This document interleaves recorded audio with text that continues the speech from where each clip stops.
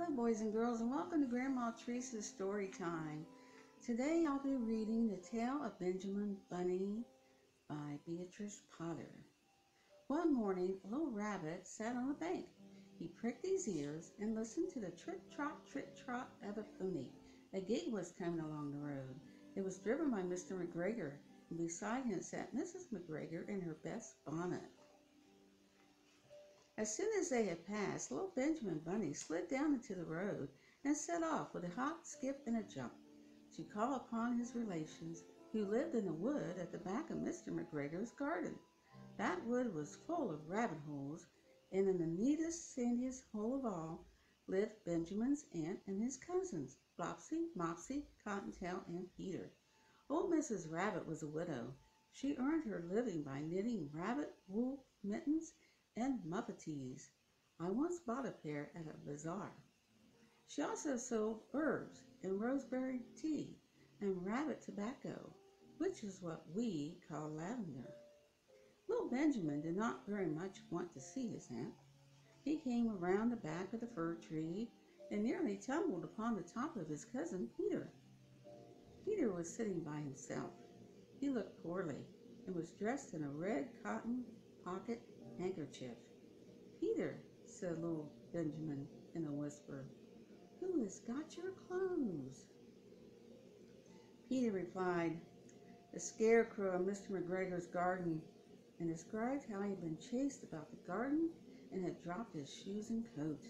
Little Benjamin sat down beside his cousin and assured him that Mr. McGregor had gone out in a gig, and Mrs. McGregor also, and certainly for the day, because she was wearing her best bonnet. Peter said he hoped that it would rain. At this point, old Mrs. Rabbit's voice was heard inside the rabbit hole calling, "Cottontail, Cottontail, fetch some more camoli." Peter said he thought he might feel better if he went for a walk. They went away hand in hand and got upon the flat top of the wall at the bottom of the wood. From here they looked down into Mr. McGregor's garden. Peter's coat and shoes were plainly to be seen upon the scarecrow topped with an old tam-o'-shanter of Mr. McGregor's. Little Benjamin said, "It spoils people's clothes to squeeze under a gate. The proper way to get in is to climb down the pear tree." Peter fell down head first, but it was of no consequence, as the bed below was newly raked and quite soft. It had been sown with lettuces. They left a great many odd little footmarks all over the bed, especially little Benjamin, who was wearing clogs.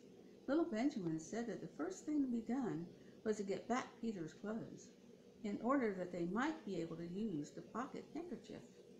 They took them off the scarecrow. There had been rain during the night. There was water in his shoes, and the coat was somewhat shrunk. Benjamin tried on the tam-o'-shanter, but it was too big for him.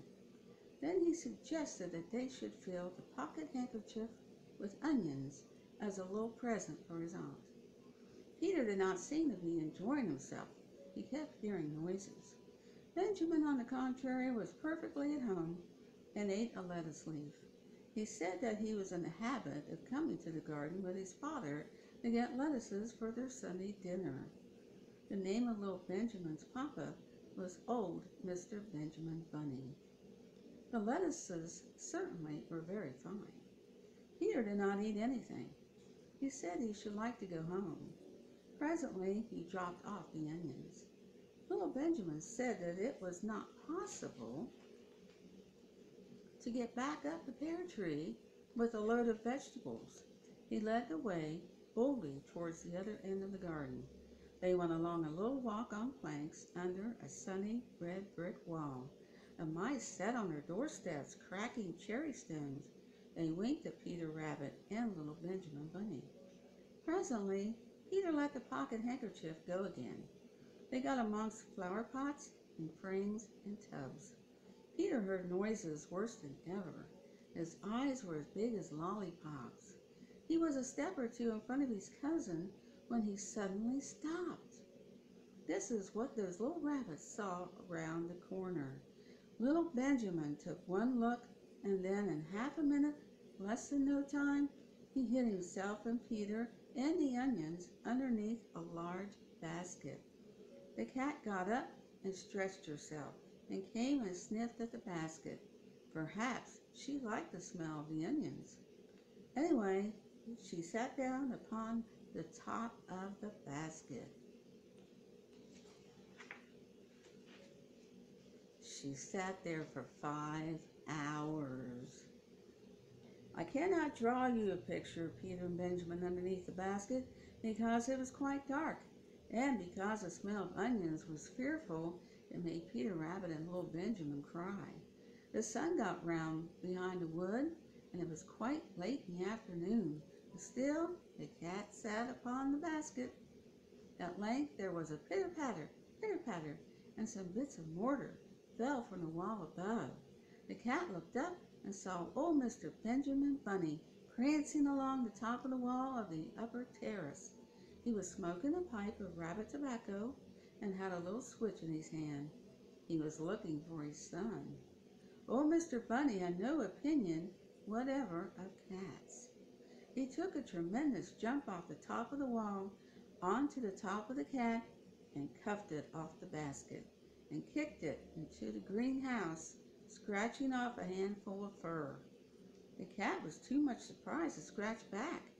When old Mr. Bunny had driven the cat into the greenhouse, he locked the door. Then he came back to the basket and took out his son Benjamin by the ears and whipped him with the little switch. Then he took out his nephew Peter. Then he took out the handkerchief of onions and marched out of the garden. When Mr. McGregor returned about half an hour later, he observed several things which perplexed him. It looked as though some person had been walking all over the garden in a pair of clogs. Only the footmarks were too ridiculously little.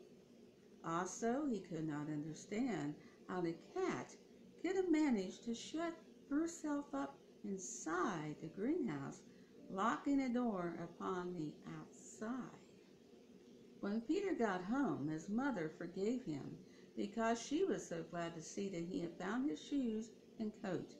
Cottontail and Peter folded up the pocket handkerchief, and old Mrs. Rabbit strung up the onions and hung them from the kitchen ceiling with the bunches of herbs and the rabbit tobacco.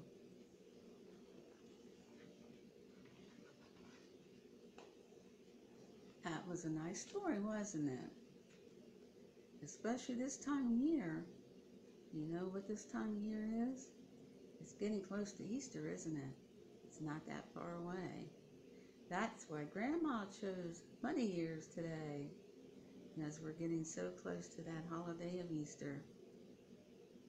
Well, that's it for today, boys and girls. But before, the more we get together, the more we get together, the happier we'll be. For your friends are my friends, and my friends are your friends. The more we get together, the happier we'll be. Bye now and stay safe.